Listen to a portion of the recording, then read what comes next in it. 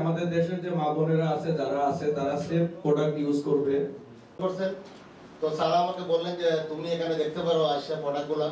তো স্যার না ইন্ডিয়া থেকে ইম্পোর্ট করবেন না বাংলাদেশে উৎপাদিত করবেন, তো উনি বলবো যে তার উসিলায় একটি গান করি। আর জন্মভূমি সে যে জিজ্ঞাসা থাকলে অবশ্যই আমাদের কাছে পেশ করবেন। আমরা আপনাদের গীতিকার, তো আমি নিজেও গান লিখি, উনিও গীতিকার, তো হিসাবে আমার অনেক সম্পর্ক রাশেদ চারও আছে আমাদের রাঙ্গাপুরি। তো যাই হোক আমার ভালো লাগে।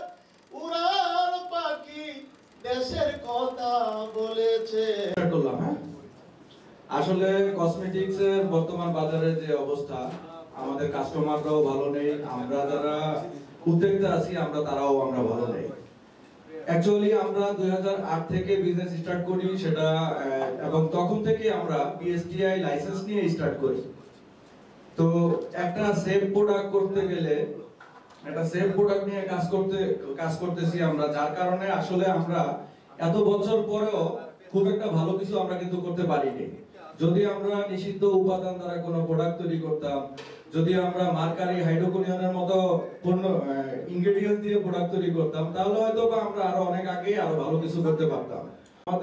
আমাদের দেশের যে মা বোনেরা আছে যারা আছে তারা সেফ প্রোডাক্ট ইউজ করবে, তাদের কোনো ক্ষতির সম্মুখীন হতে হবে না, এটা হচ্ছে আমাদের উদ্দেশ্য।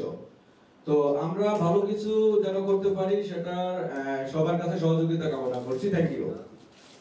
এখানে আসার কারণ হইল ইদানিং আমি একটা জব করছিলাম ভালো, যে দেখি একটা ভালো জব কোথায় পাওয়া যায়। আর আমি যে রাঙ্গাপুরিতে ছিলাম সেখানে